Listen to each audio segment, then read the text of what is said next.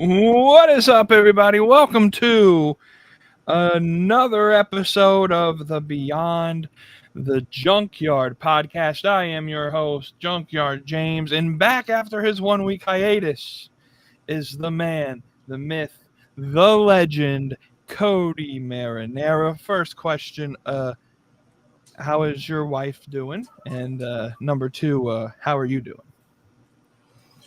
Wife is doing good. We are healing very well, healing very nicely.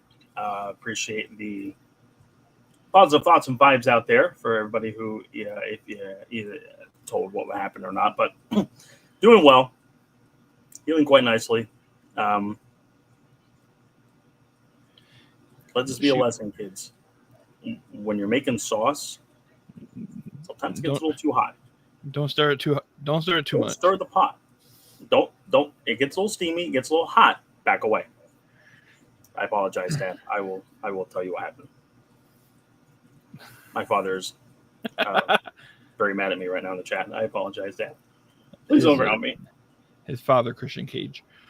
That is my patriarch right there. Thank you, Father. But we're doing well. We're doing all right. How are you doing, sir? I'm doing good. I don't know if you can hear some background noise in the back of my audio. If you can, it's the fan that's going off in this room because you know the song Chattahoochee by Alabama when he says it gets hotter than a hoochie coochie? Or Alan Jackson. What the fuck am I talking about?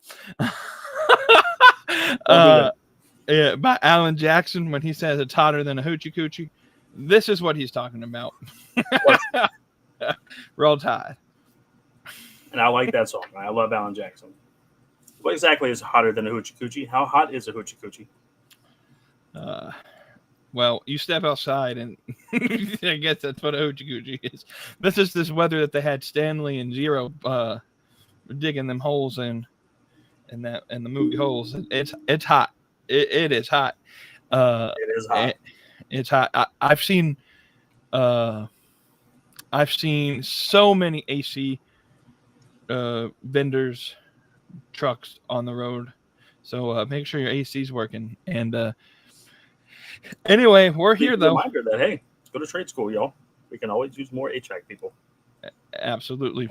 But we're here, and I'm skipping watching AEW Collision live to record this. So we sacrifice for y'all. We sacrifice for everybody here.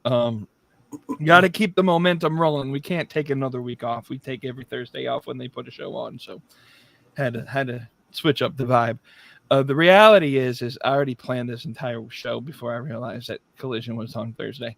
So that's why we're doing it. If I had known beforehand, we probably would just be not doing this. But anyways, I'm waiting for these people to get in, and we got DJ Wavy D in the chat. He calls us. He says, "Hey hoes, how you doing?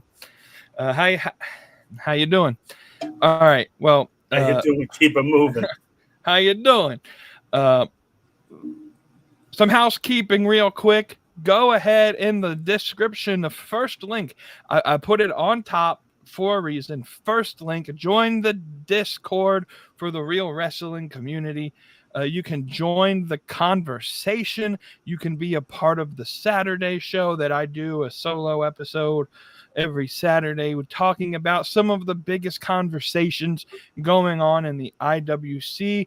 And we have a game called Smash or Pass, which all the married men don't partake in. But us single folks, we get to play this game where we just, throw in some of the most attractive women in pro wrestling. And then I judge if I like them or not. And it gets a little heated in the chat sometimes because one person in particular who likes to record on a show called the Slap and Meat Wrestling Podcast doesn't understand that opinions are subjective and that not everybody has to agree with him. But anyways, join the Discord. But also in the description, I snuck it in there, and I don't know if people have seen it. We got a merch shop, everybody. Head on over to beyondthejunkyard.com. We got some badass tees, some hoodies. Well, I would recommend not getting a hoodie right now in this weather. But get you. We got a beanie on there for the winter time. we got some good old merchandise. And if you use the code BIASED, BIASED at checkout, I give you 30% off your order because their shipping charges are absolutely outrageous. So I'm trying to help you out by saving you some money up front so that you can maybe afford the shipping charges. And they ship it to you in about 6.5 years later. You'll get your stuff because their shipping is very slow. But beyondthejunkyard.com, grab your Beyond the Junkyard merch. I gotta update it because I don't think we have the updated logo tee up there yet. So I'll probably take care of that this sometime here shortly. But let's jump into our first segment of the day. But first, you see it on the thumbnail every week. One of our favorite sponsors, that's W Energy. They always come in the clutch and they partner with us. You hear me because my phone decided to play the video at what for some whatever reason I didn't click on it. But W Energy, go to w.gg, use the code Beyond the Yard, save 10%. Thank you for sponsoring. Let's jump into Guess That Wrestler. And I think I'm going to change it up a little bit because I can't beat you for whatever reason. So I'm going to try and up the ante a little bit. I'm going to give me one. There we go. I'm going to read a description of this wrestler. And then I'm going to give you 3 opportunities to decide to name this wrestler. And so how I come up with this description is my best friend Chat GPT comes in the clutch, and I ask them to give me a wrestler from a certain era, and they give me a description randomly. So are you ready, my friend, for the updated version of this? So there's no time limit, but you get 3 guesses. All right, fair enough. All right, here we go. I'll give you this hint. They are in WWE. They're known for the WWE. So this wrestler debuted in WWE in 2001, arriving from ECW, where they had already established themselves as a formidable competitor. They quickly made their mark by defeating Lita for the WWF Women's Championship at Survivor Series 2001, holding that title. Go ahead. Dawn Marie. Incorrect. 2 more chances. They held that belt for 98 days until they lost it to Trish Stratus in 2002. Regained the championship later in the year of 2002, defeating Trish Stratus and defending it against challengers like Victoria and Molly Holly. Had a knee injury in 2003 when they returned in 2004. They continued to compete, but were often underutilized, with WWE focusing more on their diva search model turned wrestlers. Was released in 2006, made a brief return in 2007. Had a move called the Bitch Clamp, and that'll give it away if I give you that name, so I won't give it to you. Had a background in judo and kickboxing. She thrived in the independent circuit after she was released again, and promotions like Women Superstars Uncensored, where she won the WSU World Championship, and Shine Wrestling. She also appeared in Impact Wrestling and the NWA, capturing the NWA World Women's Championship in 2016, holding it for over 900 days. And the NWA at that point in time, that was pretty easy to hold a title for 900 days. As of 2025, she's 51 years old, and she continues to wrestle sporadically on the independent scene. She is viewed as an underutilized, overlooked talent compared to some of the other women's in that at that time frame. And I think, if I remember correctly, she was recently, within the past few years, inducted into the WWE Hall of Fame. I'll give another guess. I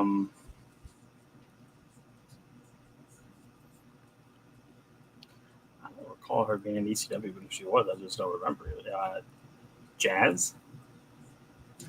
Yes, it is Jazz. Okay. It is Jazz. I'm gonna have For some reason I don't remember her being in ECW, but all right. All right, there you go, Jazz. I'm gonna have to find somebody like on the indie scene that hasn't been in WWE for you to be. You'll find an indie person that I have no idea who they are. I don't know. There will be some for sure, but that was a little bit of a change up, and I thought for sure it was Dawn Marie. That's the first person I was thinking of from an ECW to WWE perspective. I think Francine was also one. To me, there wasn't too many women from ECW that came over. I don't really think there's that many women in ECW to begin with, but interesting. That was a little bit of a change up. That was pretty good.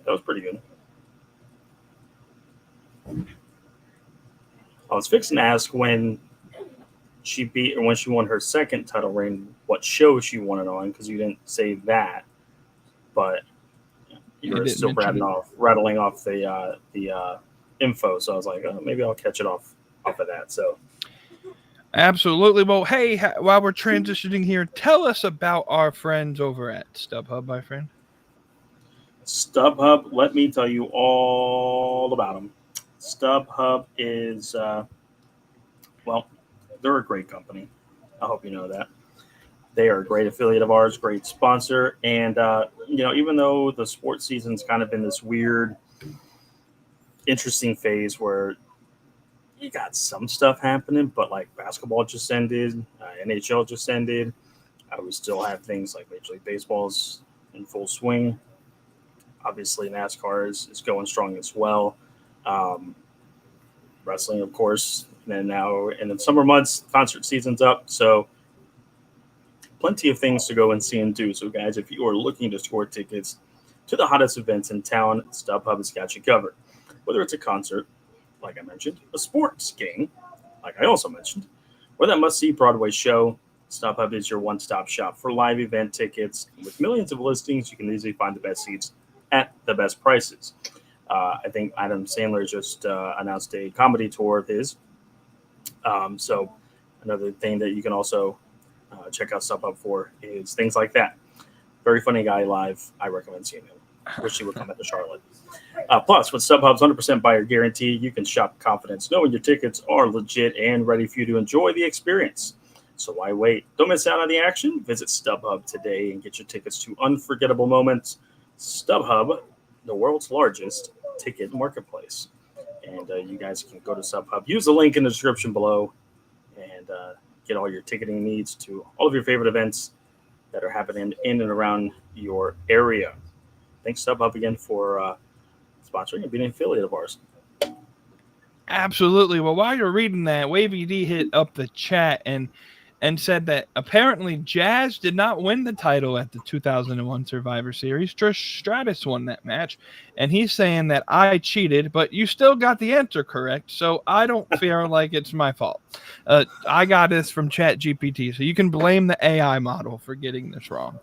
I was 5 years old when that match happened, so I can't confirm off the top of my head if she won or lost that match. I'm just reading the model. Let's move into one of the most popular parts of our show. That is the mid-card meltdown. And I had this left off the script for up until about an hour ago when I realized I didn't have it on the script. So I don't know if you have anything. Do you have anything to melt down about, my friend? Trying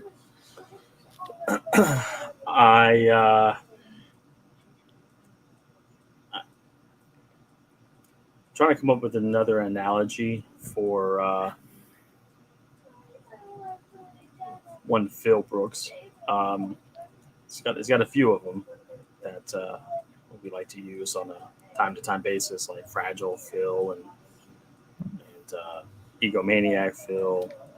But I think we're gonna have to stick with the one Bill Phil for all that money that he's making from the blood money in Saudi, and he's over there. And whether or not that the joke was intended, it was a joke or was intended with the Miz, he never really countered that argument for what he said about people that go to Saudi Arabia that represent WWE, and he's there now. And instead of being sticking to his guns, he's now being part of the problem. And yeah, it's just amazing how quickly all your stuff can just be thrown away for a little bit of money. And hey, I guess I can't blame him. It's good money, but that's not good. That's not good. I don't like it. That's really all I got. I haven't really seen too many things on X or Facebook that it's made me want to lash out at people for. Although, I guess one thing I would say is people are starting to make fun of the fact that AEW hasn't gotten to 20,000 tickets sold for All In yet, with it being 16 days away. I think it's ridiculous. Mind you that TNA was a number 2 promotion for like 13, 14 years. They never went to a stadium. They've not been to a stadium ever. Biggest crowd they've ever drawn was like 7,500 people, which is a good crowd, a very good crowd. I would take that for a Dynamite. I'd take that for a pay-per-view for AEW. That's a strong number. Don't get me wrong. But when AEW has done 10,000 plus Dynamites, 10,000 plus Rampage, plenty of 10,000 plus pay-per-views, 80,000 people at Wembley Stadium, another 50,000 at Wembley Stadium. They're going to get to 20, 25,000 for All In. I just think it's funny how people just nitpick and critique and make fun of every little thing that they do, and it's just ridiculous. You do anything that doesn't have a WWE tag to it, good luck getting 10,000. TNA hasn't drawn a 10,000 plus crowd, and you can Google me, you can fact check me all you would like to. They've never drawn a 10,000 plus crowd. They're getting ready to do Slammiversary in a couple of weeks at where the New York Islanders play at UBS Arena on Long Island. They only sold 2,600 tickets. That's a 15,000 seat arena. They only set up for 5,000 or 4,000, and they've only sold 2,600. That's one of their biggest shows of the year. And they've got the WWE partnership, and they're not drawing. But we don't say anything about that. It's just all about AEW sucks. AEW can't draw, can't do this, can't do that. And it's like, guys, you don't get it. But hey, that's all right. It is what it is. Yeah, that's all I got. Those are the only 2 real things that stuck out of my mind over the past week. Speaking of attendance and tickets sold, man, Eric Bischoff has destroyed another company before even beginning. His Slapbox Wrestling or whatever the fuck it is, it's only sold like 300 tickets, and they're so good job, Eric. Tell me again how Tony Khan is fucking up the industry. Exactly right. I got 2 things. The first one, I saw this just a couple hours ago. Somebody by the name of Rob Naylor on X made this post, and then Dax of FTR commented, and I wanted to speak on it. This guy Rob says, a lot of, quote, but why is this TV match happening, end quote, talk on X.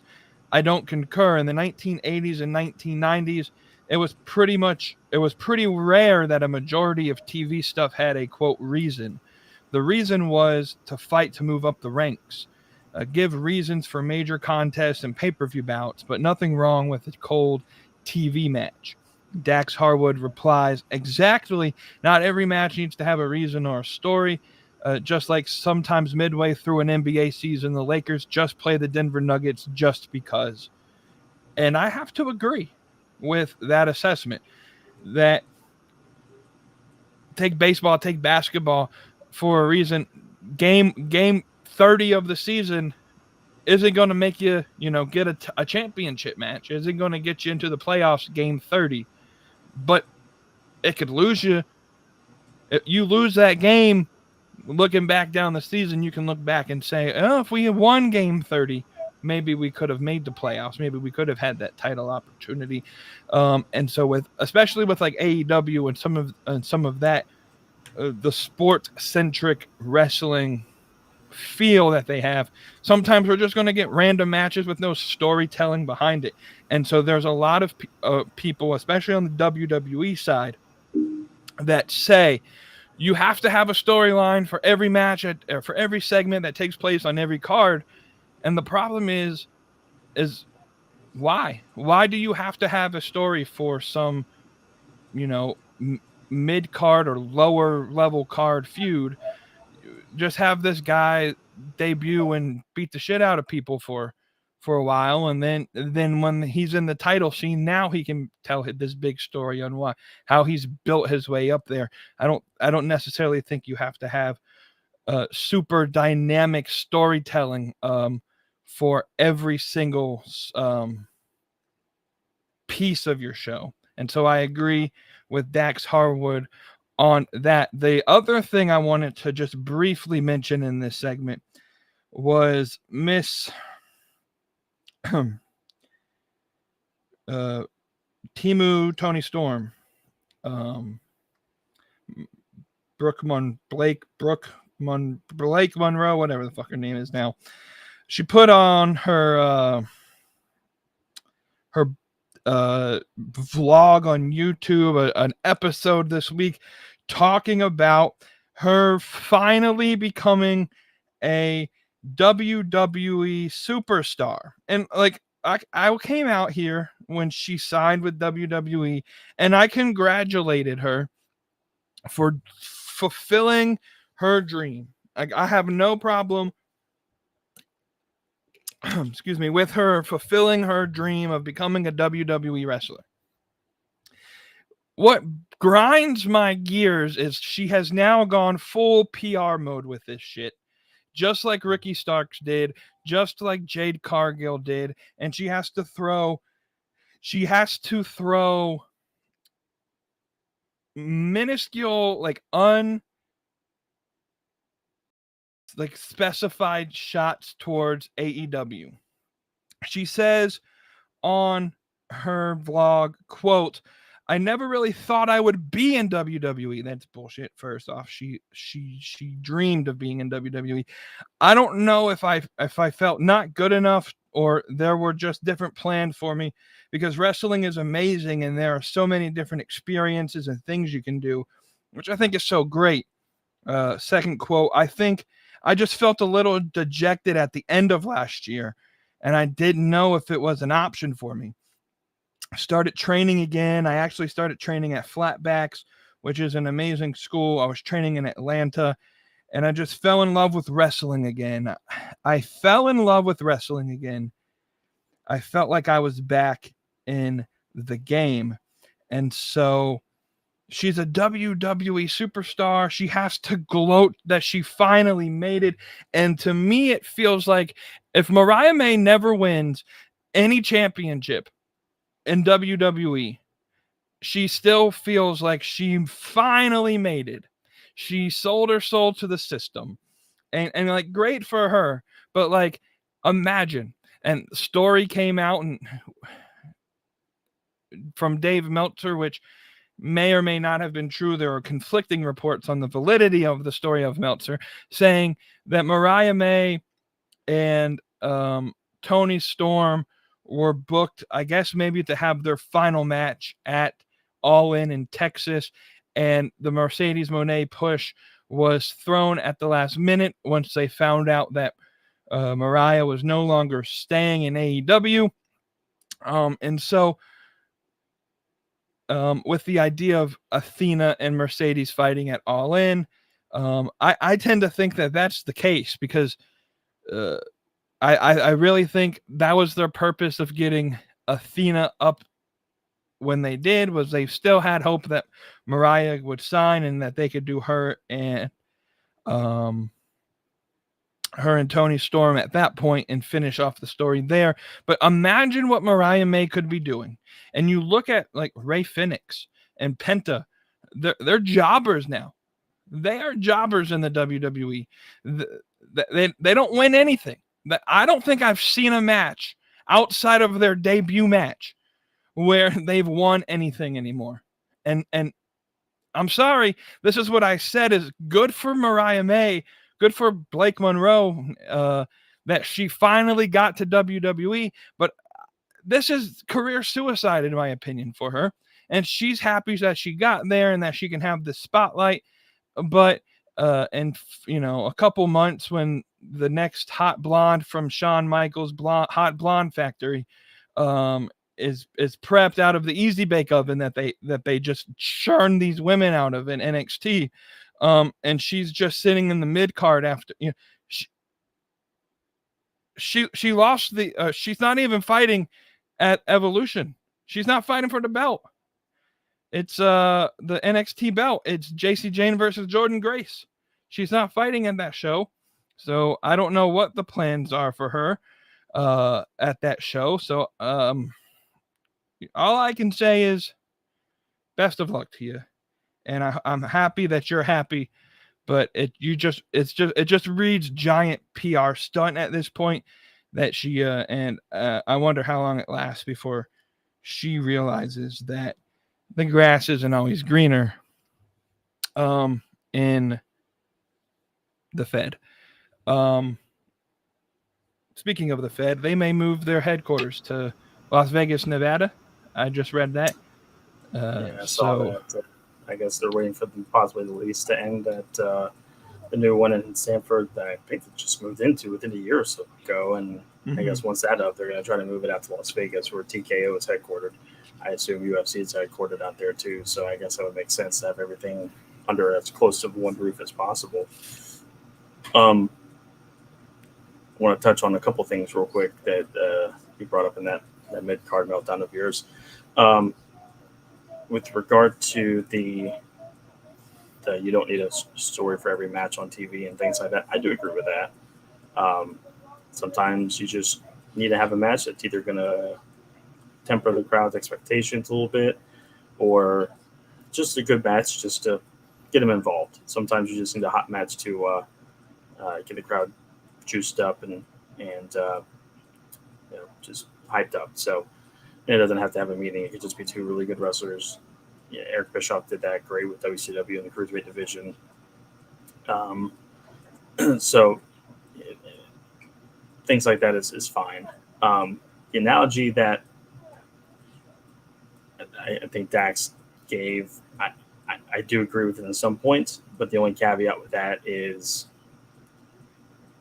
I mean, I'm probably reading way too much into it, but like Game 30, in retrospect, yeah, it may not mean as much because it's in the middle of the season. It's not in a playoff push type of thing. We're not even going to talk about the in-season tournament thing. That's not what we're getting at. But I guess the only thing I would say is that you at least know the schedule from a team sports perspective. You know who you're getting ready to play. You may not know who you're facing that day. Crowd obviously doesn't know it until that day. So it's, I don't really have a negative thing to say about that. I would just say that you may not know who you're facing until the day of the show. Teams can know who they're playing and have a better feel for that. But in retrospect, it's the same theory of it's the middle of the season. The storyline isn't there for a compelling match or a compelling game every game.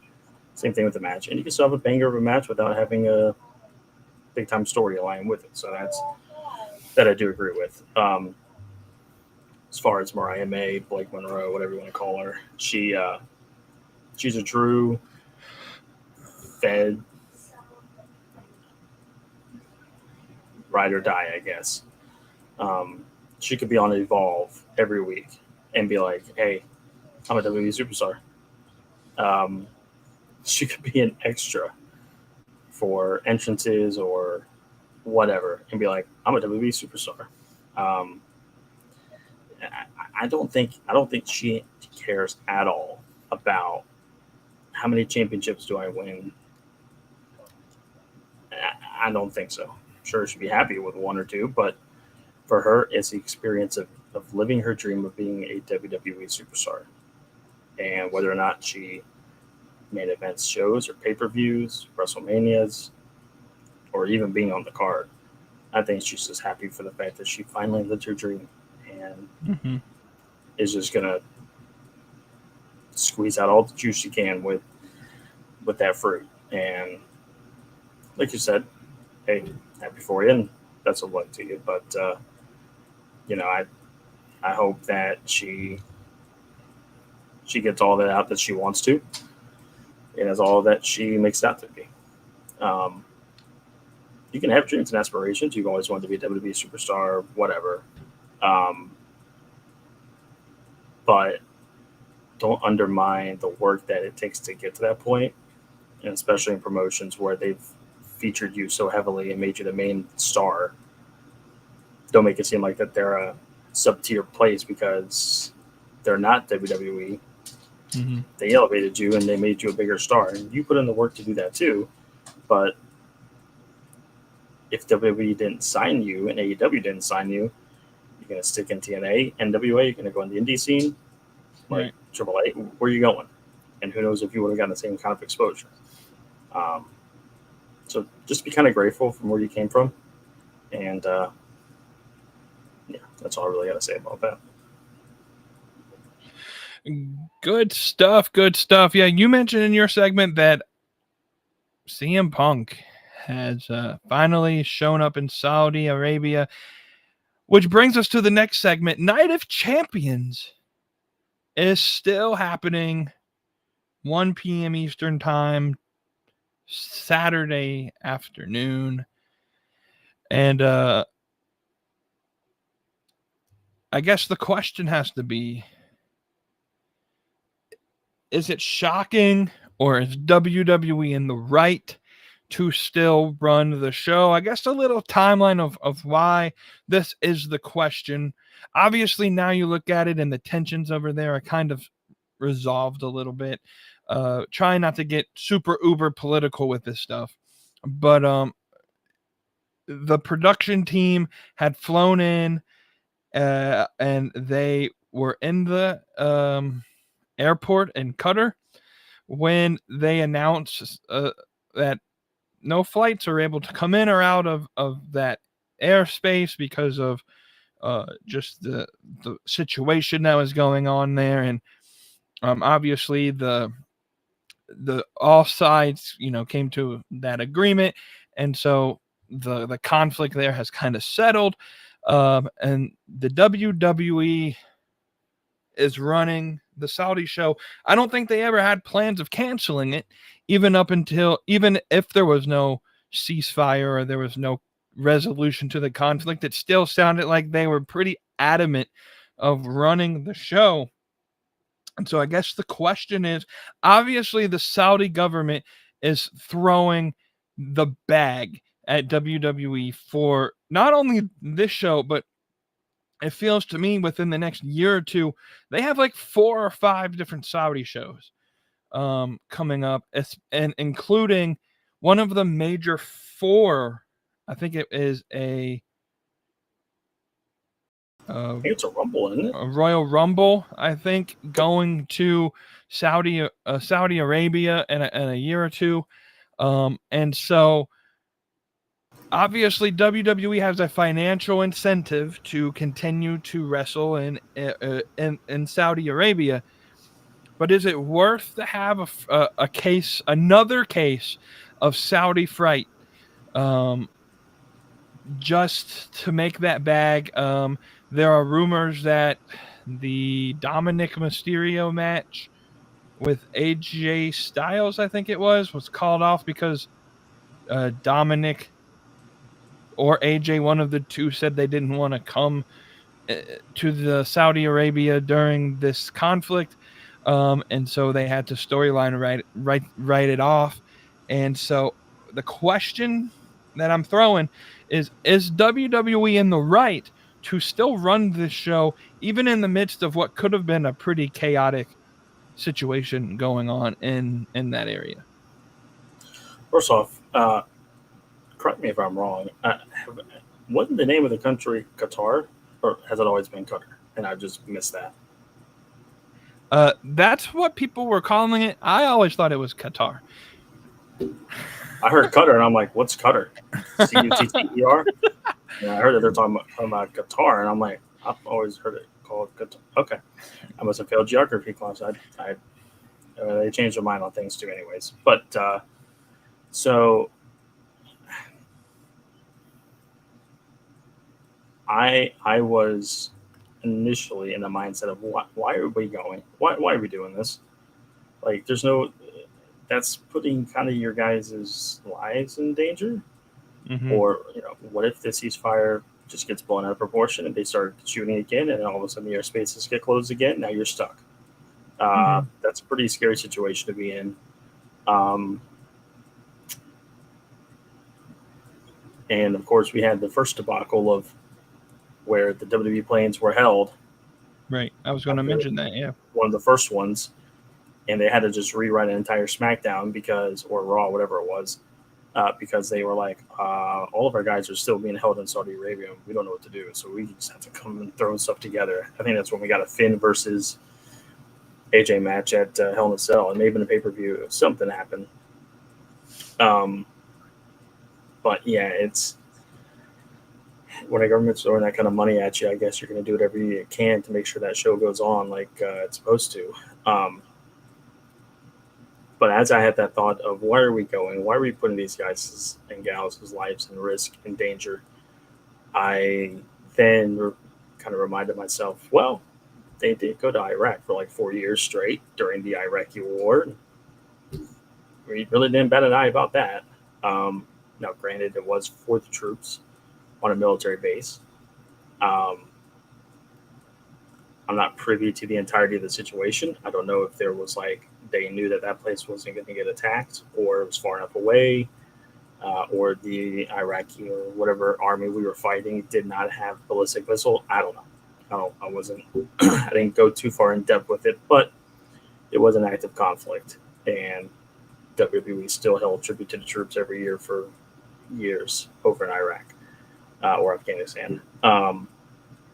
So I went from questioning why they're going to, well, I guess it could be worse. They literally went to a place that was involved in a conflict and put on a show. So I guess it could be worse.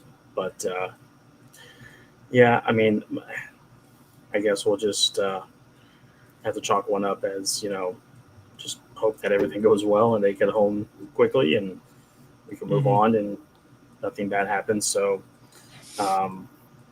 yeah, it's an interesting situation. Yeah, if I was WWE, again, it just seems like they're in this bubble of absolute negative press leading from into WrestleMania and then everything outside.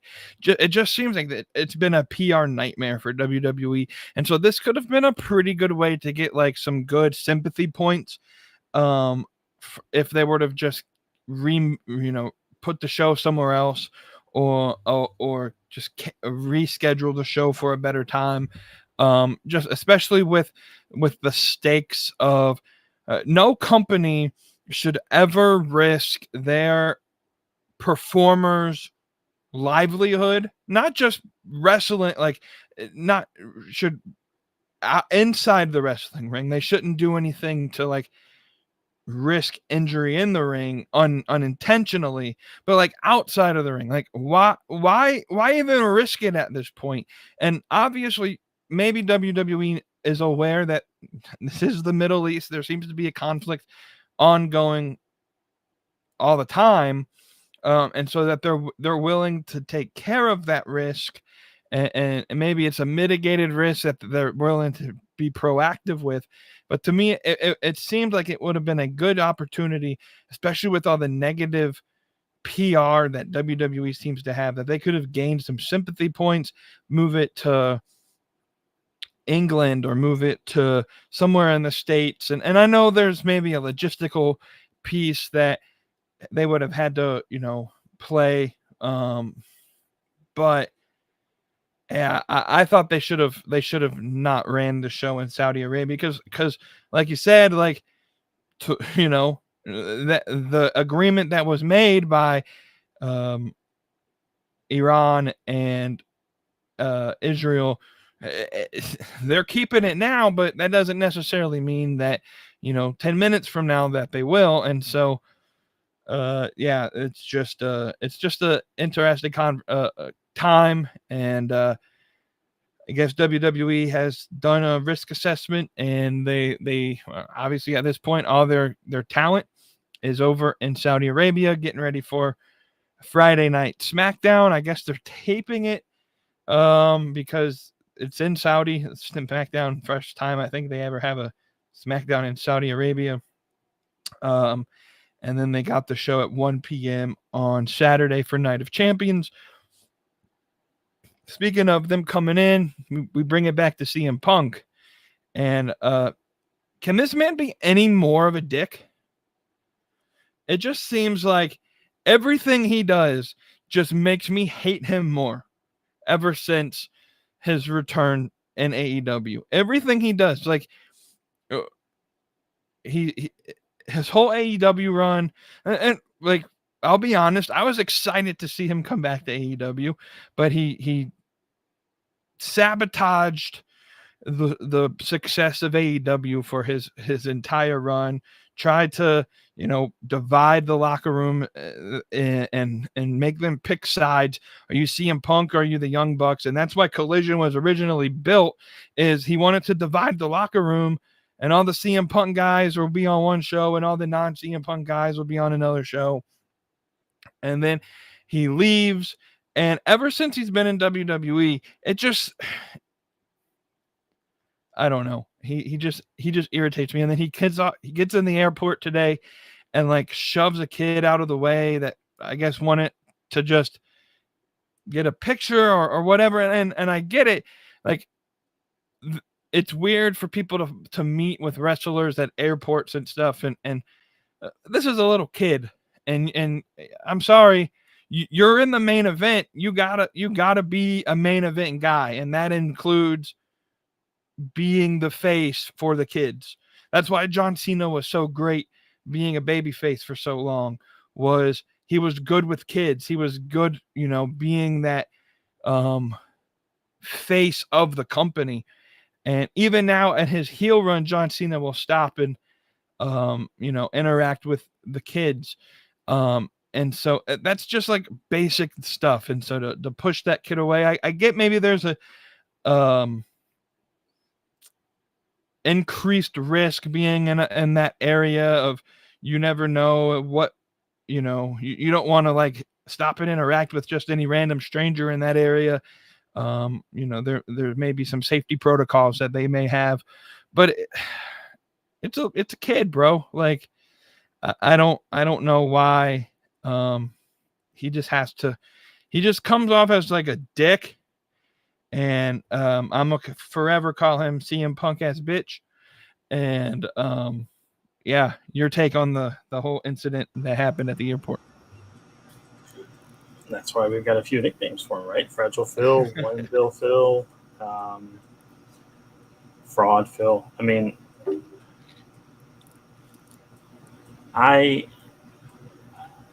the guy is just in business for himself for the most part, and I think he's thrown away all of his morals, values, beliefs once he signed on with WWE. And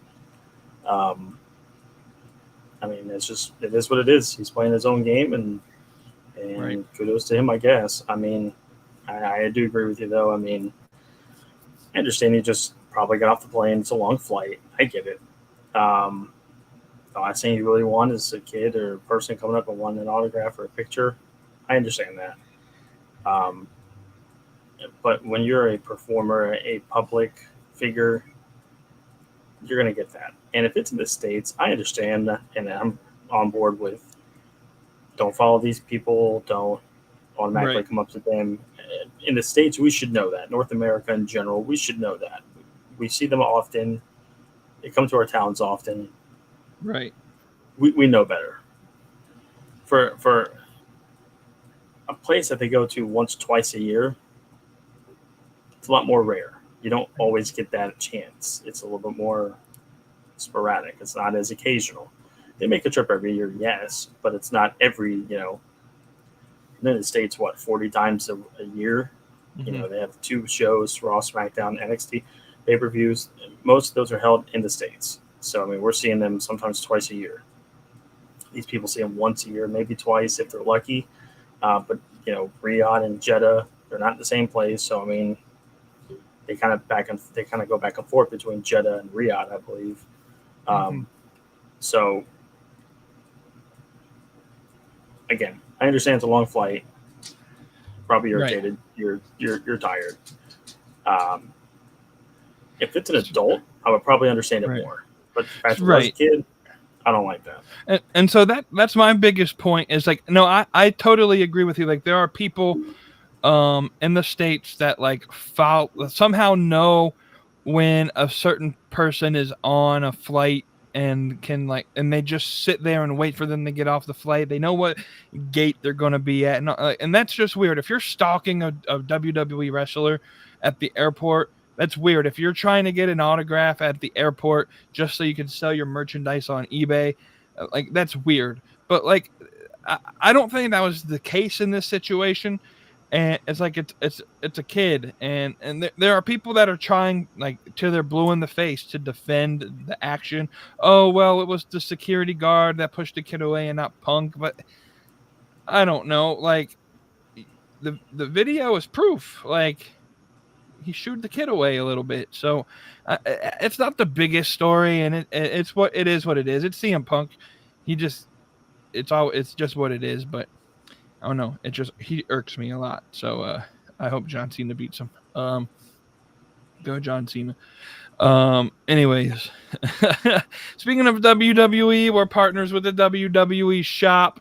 Go to the link in the description and grab your WWE merchandise. Go and support your favorite wrestlers, whether it's Dominic Mysterio, Chad Gable, El Grande Americano, or God forbid it's Cody Rhodes.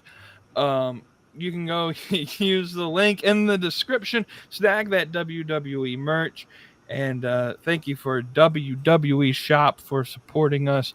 Let's move into some AEW stuff real quick before we get to our main event segment. There was some pretty big news announced in regards to the AEW women's tag team titles. I read earlier this week that apparently the tag team titles have been created and were created probably about a year ago, and Tony Khan has just been waiting for the right moment to put the tag team division together. Obviously, at that time Melo was injured, and there really wasn't a whole lot of tag teams that were here. Now we're at a point to where we have several tag teams taking shape, and it just seems very evident that we're going to get the AEW women's tag team championships in the very near future. And so obviously that's a point of contention with some fans that do or do not want them. I think the majority of the fans have expressed their desire for the women's tag team belts. And Tony Khan is a man of the people. And so he's going to give the people what they want eventually. To me, it was interesting to read, though, that those belts were maybe created about a year ago. Your instant thought on that? Yeah, again, I have my thoughts on having a women's title division, women's tag title division, I should say. it seems like the women's roster is pretty packed, which is good. So it should create some opportunities, of course, for this to not be very stagnant, at least in the very beginning. Having the different kind of teams floating around and competing for the titles and matches and storylines is good. But it's just a matter of how, if and when will it get stagnant, and to where it's like, okay, these things don't mean a thing. And then it's like, oh, okay, this was all for nothing. The men's tag team division is pretty bleak right now. They have some tag teams, but it's like, okay, who's really a threat? Not really anybody. That's my fear with the women's tag team divisions. We're going to get that tag team that, okay, them being the tag team champions makes sense. Then that's like, okay, who do we see as possibly the next team to either compete or to throw in them? There's nobody. Okay, so it's like, yeah, which, I mean, it's ebbs and flows in wrestling are going to happen. So, I mean, it's eventually going to happen. They're not going to be the hottest thing in the world at that tag team division forever. Right. But just don't make them very pointless at the beginning. Give it a good start. Make it, worthwhile for the time being for quite a while. And then it's going to get pretty stagnant. And then it's just a matter of how do we get the next act to garner support and rise up through the ranks and, be the next good storyline and make that division go better. It'll be interesting to see. I just hope that it just doesn't, fade away as quickly as it starts. And it's always been my fear with the women's tag team division is that happening. So we shall see. Hopefully, they take some notes of what has happened with the women's tag team division and on the WWE side, and they just try to do the best they can. And if it happens, so be it. And it's a good opportunity for the women's division, showcase more women on the roster and more TV time, which is good. But you just don't want it to have a long period of time to where it just doesn't matter and doesn't mean anything. That's probably my biggest fear. So we shall see. Yeah, I gotta see the direction they throw it. Obviously, I'm excited for the women's tag team belts. I think there are several women's tag teams that can do really well. It's just I got to see the direction they put it in, and we'll see how that goes. Next story that I read, it said that Tony Khan and AEW have become more, I guess the correct word would be frugal with what former WWE talent they are bringing in to AEW, with the justification for that being they've had several in the past, Malachi Black, Miro, and some of the others who were released from WWE with the idea of they want to get back to WWE and they're going to use AEW as that stepping stone to get back into the WWE. As the reasoning for not signing as many former WWE talent, they've gone to a new model of just kind of bringing in other talent from independent world, or maybe not even signing talent at all, but using their partnerships with CMLL and New Japan to kind of fill out holes in the roster when needed. And I'm good with the way that they're filling up the roster. There's a very few handful of WWE released talent that I think even fits in AEW's roster right now. AEW's roster is still very heavy. They've let several people go. Abaddon, I think, is no longer under contract. People like that. Nick Komoroto, I think, was released from his AEW contract, or they didn't re-sign him. And so, they're letting people, finish their contract and then letting them walk. But it's still a very heavy roster, and it would be, I think, irresponsible to just sign every former WWE free agent that throws its hand out of this last group of talent. Like Tony Khan passed on Indy Hartwell. She's now in TNA. I thought that she was a deadlock for sure coming to AEW, but he passed. He passed on Cedric Alexander. And I think he passes on the likes of like Dakota Kai, possibly Cora Jade, some of those people there who everyone assumes would be like Tony Khan's going to sign the first opportunity they can. I think he's going to pass on them. I think he's happy with his roster, but also he's happy with the free agents that he's getting. They just signed Alex Windsor, and so she's going to be coming over to the States here shortly. They have, they're bringing in, again, they're utilizing their partnerships with New Japan and CMLL, with like people like Gabe Kidd, and then there's even rumors of like former New Japan talent signing contract with AEW, and so people like Gabe Kidd maybe, or there's one other big one that I can't think of his name right now. Tetsuya Naito, I think it was. I think his New Japan contract is up, and Tony Khan may sign him. And so I think Tony Khan is willing to go that route. Your thoughts on the story of, I guess they're showing a little bit more caution signing some of these former WWE guys. Yeah, I mean, you don't need to sign every single free agent that comes out. Obviously, if you think it makes an impact and it's going to do well for your company, yeah, absolutely. Like the free agency that opened up here recently, I didn't think that AEW would really look at most of those and go, yep, they're going to be well utilized on the roster. I don't think any of those names really are big names that are going to draw a big audience to AEW, or a bigger audience than they have right now. So it's best for them to stay away from that. Or if you just don't feel like it's going to really make a positive impact on your company, like, I'll be honest, like Speedball Bailey, I don't love the character. I don't love the in-ring guy, but I see why they signed him. Right. He's the kind of guy that's going to go out there and put on a decent match. He's something different.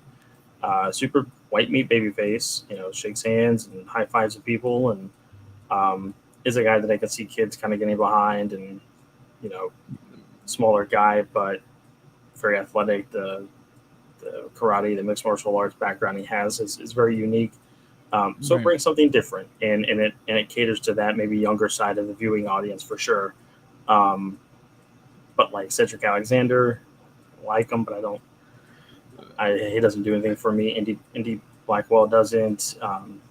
If there's really anybody, it would have been Cora Jade or Shotzi Blackheart, but again, I don't know where they would have fit right now in the women's division, and Right. there's no need to sign somebody just to come in and have a couple of wins here and there and then lose, and we don't see him very often. It's to waste of talent, in my opinion. Right, and I think Tony has kind of changed his mindset of, like Cedric Alexander would have gotten a big pop, but is Cedric Alexander going to be a company guy? Like, is he going to be all AEW, all in the whole time, or is his goal to get back to WWE? You look at someone like Kevin Knight, you look at someone like Speedball Bailey.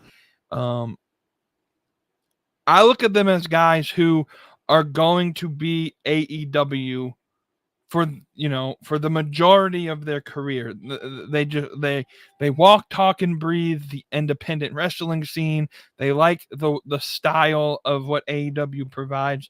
Or some of these WWE guys, like even you go a couple release cycles ago, like a Baron Corbin or a Braun Strowman, or some of them, like they would be good additions to the roster, but are they going to be good additions to the culture, to the long-term, the longevity of AEW's future?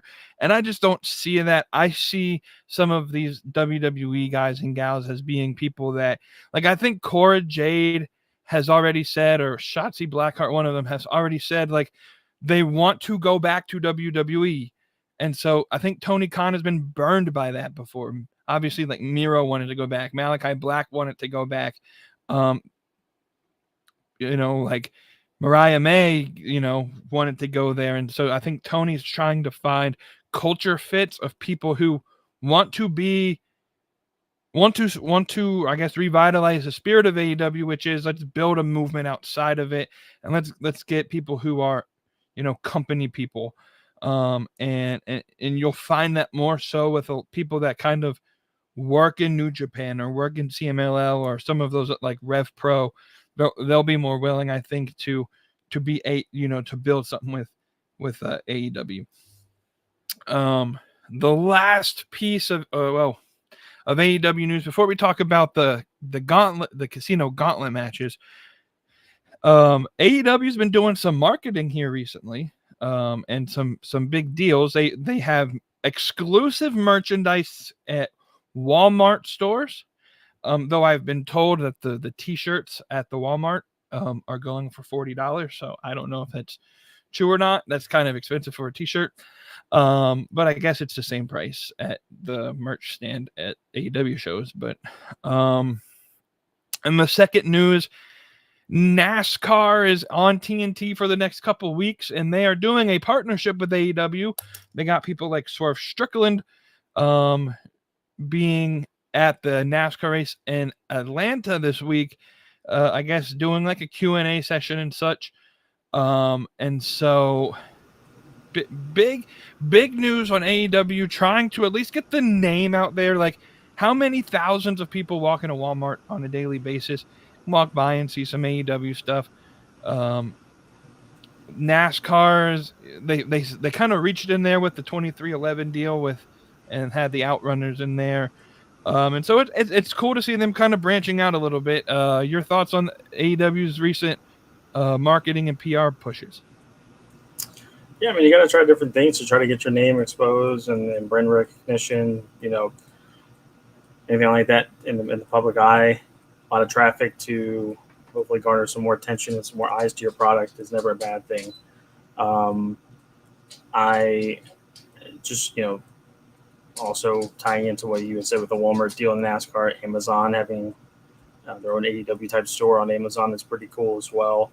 The Walmart thing is kind of weird. I figured that I remember when WWE would have shirts at Walmart, and you go on WWE shop to get the official stuff, like what the wrestlers wear, and they're like $30, $29, $30.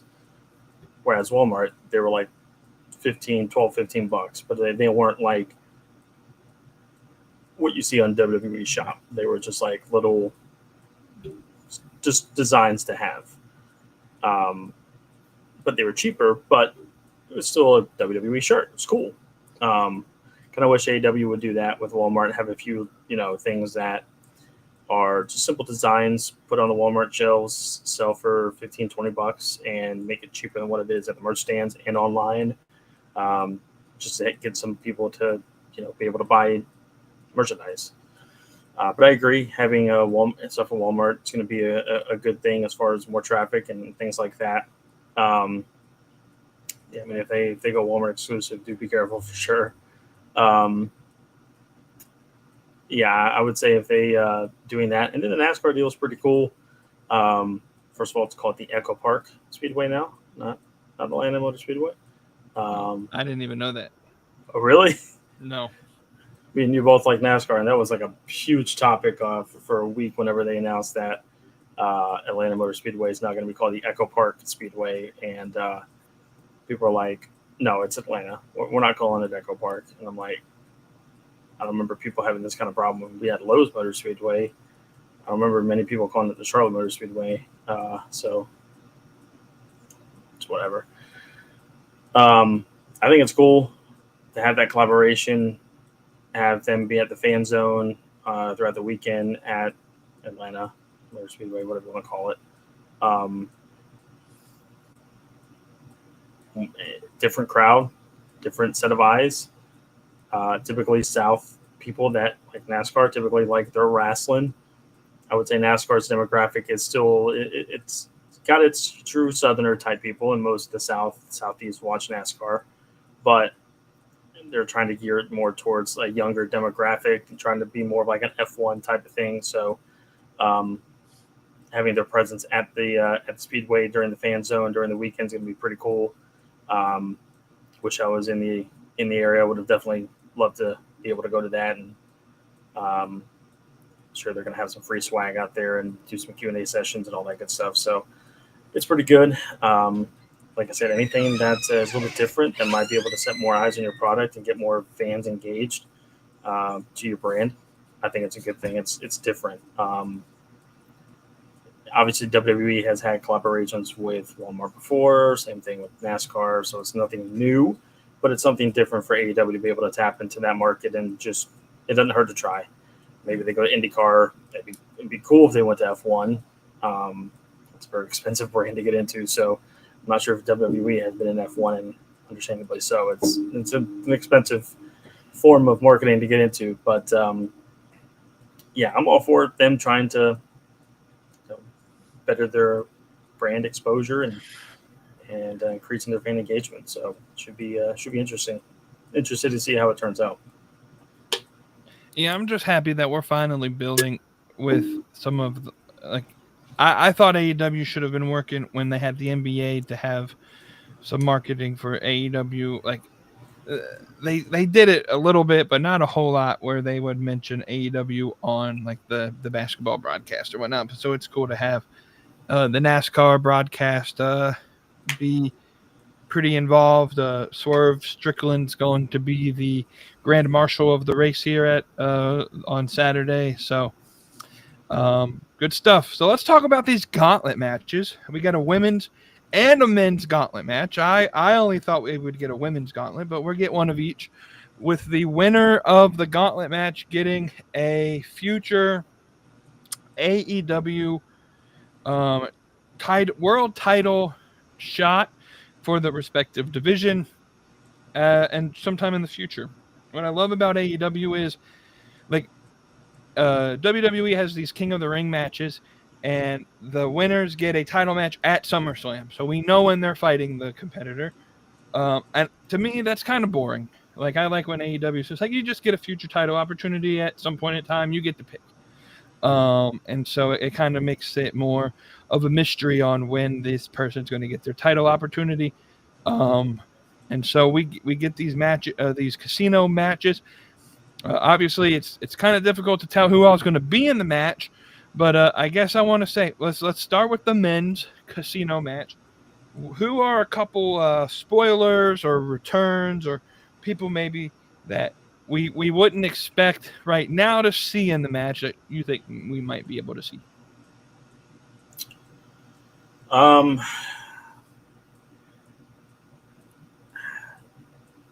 Really only one person sticks out of my mind that I could see maybe showing up. Maybe a couple.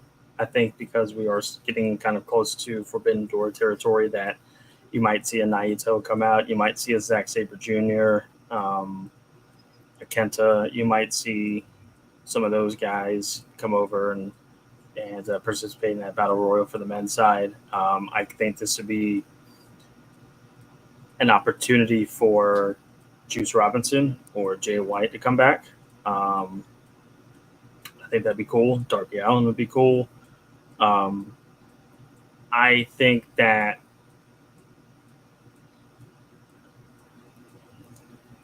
first of all, I think that the main event is just going to be a big smorgasbord of cluster, and then not in a totally bad way. It's just going to be a lot.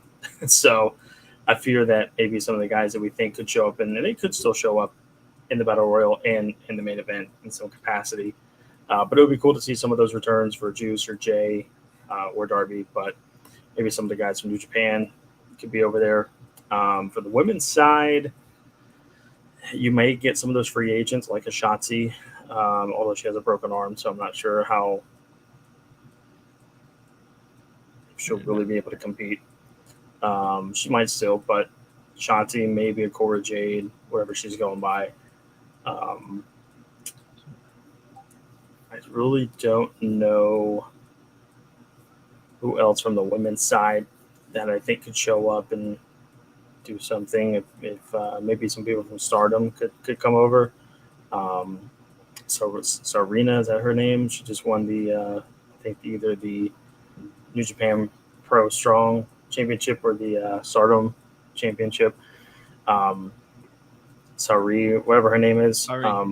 Sorry, that's it. Yeah, she can make an appearance for sure. Maybe some of the girls from CMLL.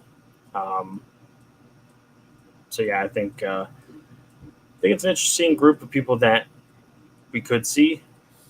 Throw some surprise in there. I love it. I love the fact that we're getting two Gauntlet or two Battle Royals on the show. It's AEW's WrestleMania, so just like with WrestleMania, you're gonna try to put as many people on the big show as you can and let them be on the card. So it's not a bad thing. You're just trying to fit as many people on the show as possible. Say you're on the show. So yeah. You could see Jericho in the men's side. He could make a comeback for the men's side of it. Haven't seen him in a while. I know you don't like him, but just trying to think of guys we either haven't seen or some free agents that could show up. So I think either way, it should see. I definitely got to expect a couple guys and gals that you don't think would be in it that could make an appearance as a surprise. Yeah, so I have a few names on the men's side that I'm almost expecting to show up, but maybe not. Like number one, Darby Allin, like you mentioned him earlier, but I think that this would be a good time to bring Darby back. To be completely honest, I don't even know if he's off the mountain yet. I would assume he is, but I haven't seen anything about him climbing down the mountain. So maybe Darby Allin. I think it's a good opportunity for Eddie Kingston to show back up. And then I think the big one that you didn't mention, but he's been making a couple dark, not on TV appearances here recently. He was at the show last night doing ROH tapings. Bryan Danielson. I think you could maybe see him make his. I do agree. I think this is going to be an opportunity for Tony Khan. This is a kind of a weird situation where typically after All In, you go into All Out. This year, you're going to Forbidden Door, so that he has an opportunity to kind of build some Forbidden Door feuds at this moment in time. And so maybe a Zack Sabre Jr., maybe a Gabe Kidd, Hiroshi Tanahashi. I think he has his final match in England at Forbidden Door. I don't know if they named his opponent yet. So Tanahashi there. The women is where it gets a little tricky because like you said, like you could see an Elena Black, aka Cora Jade. You could see a Priscilla Kelly, aka Gigi Dolan. I don't know though if Tony Khan has signed any of those women, so I don't know if you really see them. But I do think you're going to see a few CMLL women, more notably Persephone and La Catalina. You may see like a Zeus's who Mercedes Moné beat for the belt. Maybe have a run at it. I do think you maybe see some Stardom women, Sari or Azumi, or some of those women like the Maya. I can't think of all their names. Maya Tommy or whatever her name is. But I do think there's one name that people have been asking for, but she's kind of been gone. What's the status of, maybe a Britt Baker shows up, but what about Hikaru Shida? We haven't seen her in quite some time, and the reason being is, she can't be in America because her visa is expired, and she's trying to get it get it fixed. And with the new administration, you probably shouldn't test those boundaries. And so I don't know if her visa issues have been fixed, but it'd be cool to see Hikaru Shida. Maybe someone like an Emi Sakura will show up, or a Riho, Yuka Sakazaki, all those Japanese women that Tony Khan likes to shove in there. Deonna Purrazzo, maybe. Nyla Rose. Like AEW has a lot of women that they haven't used in quite some time. So this is going to be a really good opportunity to get as many women that haven't had TV time on a pay-per-view. And so it's going to be fun. And so it's early, and we don't know all the people that are going to be in the show. But if you had to pick, we're 19 or 18 days away from the show. Who wins these matches?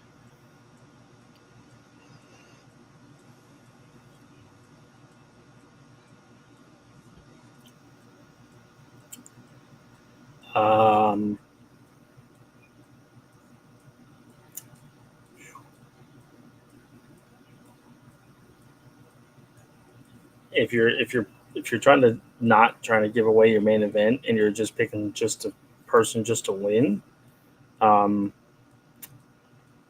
could see either a Naito or somebody on that Kenta, somebody on the New Japan side to prepare for the Forbidden Door pay-per-view a month from after the show. Or if you're looking for a little bit further down the road, maybe a Jay White or a Darby Allin, you can kind of use it like a Money in the Bank thing where they've got the opportunity, but this would be, to me, a better version of that because we know you have a gimmick, you have a briefcase you carry around. You always know that person, even if they're in a feud, could always cash in. If you just have the Battle Royal winner and they don't tell you when they're going to do their title shot and they just sporadically and randomly do it, sometimes you forget the fact 2, 3, 4, 5 months away from the show that, oh crap, they won that Battle Royal. I forgot all about that.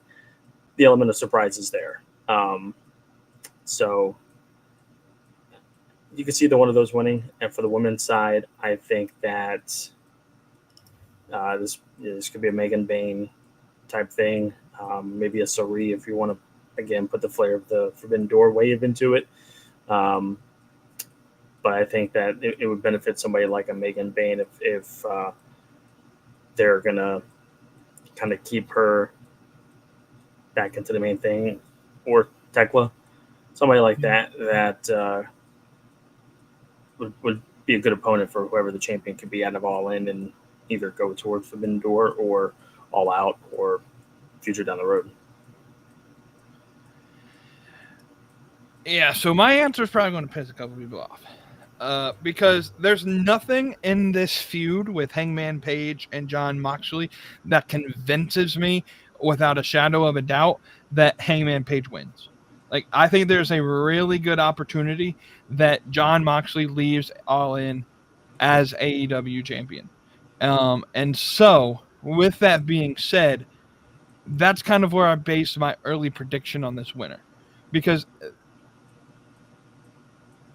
I don't know. It's just been story for ever since Jon Moxley took this guy's title opportunity to beat Bryan Danielson.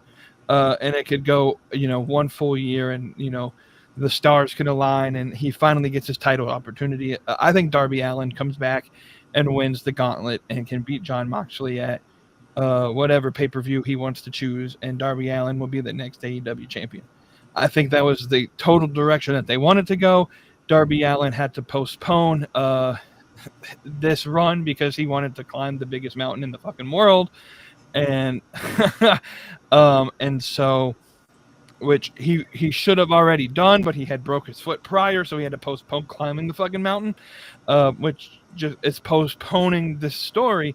But the last several months I have enjoyed the Death Rider stuff, so I think had the Death Rider stuff kind of fallen flat, maybe they would have given this to Hangman or Ospreay. But I don't get any inclination that Hangman is walking out championship as the champion. In fact, I almost have a stronger feeling now that Hangman's going to lose to Jon Moxley more so than win against Jon Moxley, simply because I think Darby Allin is the guy. It's either Darby Allin or Bryan Danielson. I think those are the people that beat Jon Moxley at this point. On the women's, it's not super difficult, and I don't know where they lead with this, but this is where I think it should go. I think Willow Nightingale should win this. she is, in my opinion, the next, or should be the next in line for the world championship. Obviously, like I don't know if Mercedes Moné needs the belt. Like, she has so many other belts that she has to defend, and I really do feel like if she loses to Toni Storm, but Willow Nightingale would be a really good face to have a good long story against Mercedes or Toni Storm. And so I'm going Darby Allin on the men, and I'm going Willow Nightingale on the women's. That would be interesting for sure. I think that especially though, with the fact of how last night ended, where Chris Statlander pinned Willow, and it seems like Stat may be joining the Death Riders. I think they can really throw in that piece and kind of make the women's title scene and the men's gauntlet and all of that kind of commingle together. I think there's this way that AEW likes to kind of throw multiple stories at one character. Like it wouldn't, and honestly though, it wouldn't shock me if Marina Shafir won the gauntlet match. you're not wrong. I don't disagree with you on that. Somewhat breaking news. Oh. On the wrestling side of things, MLW is having a show tonight. I don't know where it's at, but it's Summer of the Beast, I believe it's called. Live streaming on YouTube. Michiko was on the show, and I don't know all that happened, but he happened. And then somebody came in to attack Michiko and made the return to MLW. Oh, wow. MJF. Yes. MJF was on the MLW show tonight. That's interesting. And it makes a lot of sense. AEW. Yes, they partner with AEW. Richard Holiday, Alex Hammerstone are in AEW. They were former tag team partners with MJF. Oh, I fucking love this. Okay. All right. That's awesome. What was that group called? I can't remember what they called. Oh my gosh, that's gonna hurt my feelings. Oh boy, for somebody who watches The Dynasty, that's it. Yep. That would be interesting if they brought that back together. But MJF attacked Mystico, so maybe we see a rematch at Forbidden Door, or something happens where maybe Mystico calls MJF the match on Wednesday. Mm-hmm. So I think we're getting another Mystico MJF match at some point. But MJF on MLW tonight. First of all, it's pretty cool that we were able to break some kind of news on our live stream. That's pretty cool. Right. Also on that MLW show, I don't know if you saw this or not, they have new tag team champions. Dijak and Bishop Dyer, formerly known as Baron Corbin, are now the MLW tag team champions. A bunch of possibilities for people you could see that could jump into that Casino Battle Royal. So, and you mentioned that partnership with CMLL and MLW. Makes me think there's actually a free agent that just left MLW by the name of Alex Kane. That maybe we see him in AEW at some point in time. All right, let's get to this main event piece. And this is a little bit different than what we normally do at the end of the show, but I thought it would be fun. So I gave you a hypothetical. I said, hypothetically, AEW and WWE are doing a cross-promotional event. With the main event of that cross-promotional event being a 5v5 WarGames match. And I wanted you to create each team. I have my team. I will... do you want me to give my team first, or my match first, or are you ready to give me your match? I'll go first. I got mine. All right. We're going to start with Team WWE. It took me a lot of thinking power here to create the Team WWE. My five are Cody Rhodes, CM Punk, okay, Rusev, okay, Andrade, Aleister Black, We're noticing a theme here. This is team former AEW. I that was actually for laughters. That's not my true five, but I thought it'd be funny as hell if we put former AEW versus former WWE guy. That'd be funny in itself. And team That writes AEW is itself. Dustin Rhodes, Chris Jericho, Moxley, Jericho. I guess you could put Claudio. there. Claudio, Bryan Danielson. There you go. That would be funny as hell. No, for real. My five are. I'm going for star power here. Just give me your best five. I'll give you my best five. Biggest, I guess, as far as name power. Cody Rhodes, Seth Rollins, Roman Reigns, John Cena, and Drew McIntyre. Okay. There was probably two or three different group of five I could pick. I mean, if you wanted to go, obviously the next big things, Braun Breaker, Jey Uso, Trick Williams, Joe Hendry. Gunther. Yeah, I mean, pretty good list either way of how you went it, but that's how I went, was those big five. And then my five from the AEW side, MJF, Swerve, Will Ospreay, Kenny Omega, and Jon Moxley. That's my 5v5. I think it'd be interesting. What are yours? All right. So I kind of figured you were going men. And so I'm the guy that loves women's wrestling. I talk about women's wrestling all the fucking time. Women's wrestling is great. I love women's wrestling. So I went with women because I figured you would go with men. So I had to be a little You bit. didn't say it had to be gender specific. So I just went with. Correctly. Correct. And it could have been intergender at this point, fun fact that would actually be very intriguing. I would like to see that. The WWE video game allows you to do intergender gauntlet matches. It's very fun to see Brock Lesnar beat the ever living shit out of like one of the smallest women on the. Zelina Vega. Anyway, listen, AEW had an intergender anarchy in the arena, so now we got to have an intergender blood and guts match. Right. Well, Team WWE in my women's WarGames match. I need a William Regal WarGames. Stephanie Vacher. Fuck her, but anyway. Roxanne Perez. Io Sky. Liv Morgan. And then you had to give one of like the top 5 of all time in WWE. So I put Becky Lynch in there.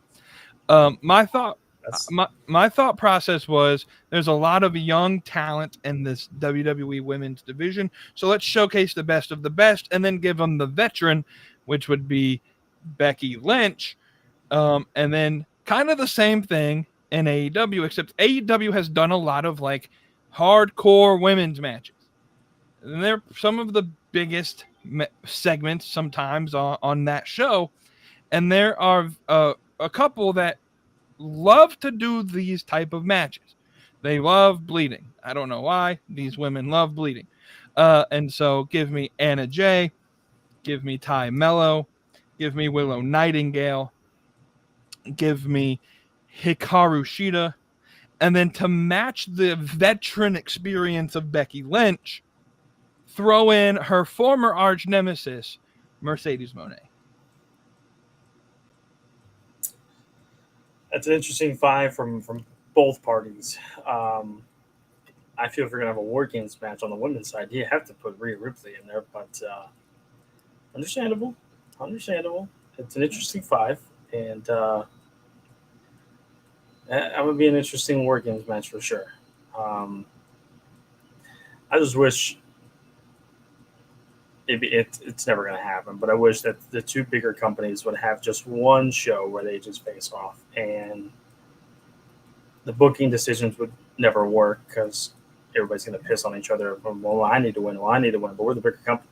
Never going to work. But I just want to do those fantasy booking type of things. And, of course, you can always do that in video games. So there's always that. But absolutely, real life would have been cooler. Did you know, side fact, just because I mentioned the word video games, TNA had a video game, right? Yes. 2008, TNA Impact, the video game. I had it for the Nintendo Wii.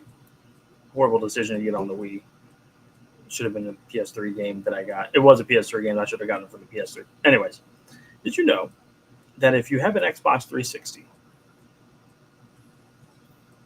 the TNA Impact video game online servers are still active and you can play online? Well, 3 people play every day? 2 people. Somebody made this post on X, and I saw that. And then somebody posted a picture and was like, I've been sitting here waiting for 5 days, waiting for somebody to join me.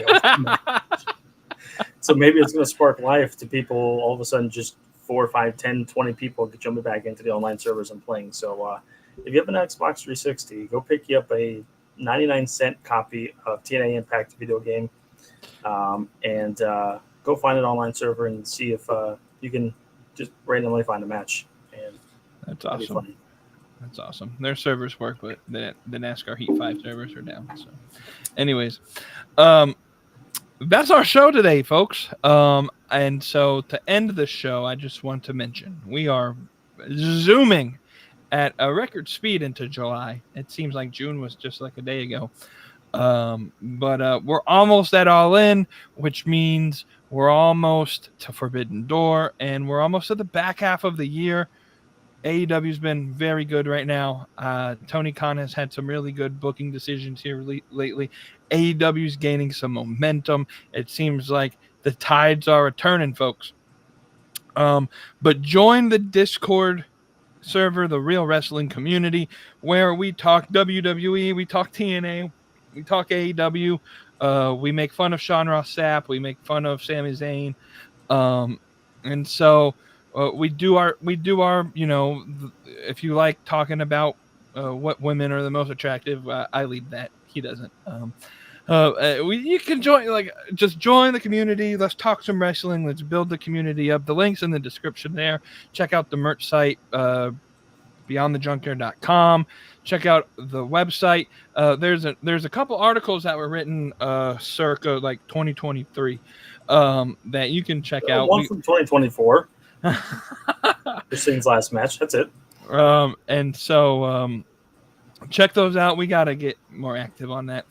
And we probably will here shortly. But thank y'all for tuning into this show. If you're watching, let us know, what is your 5-on-5 WWE versus AEW WarGames match? Leave a comment, like this video, share this with your wrestling friends, subscribe. We're almost to 50 subscribers of our goal to get to 100 by the end of the year. So let's get there. We need your help. Subscribe to the channel, hit those notification bells, join the community. And I'm going to turn it over to my co-host to say the final words.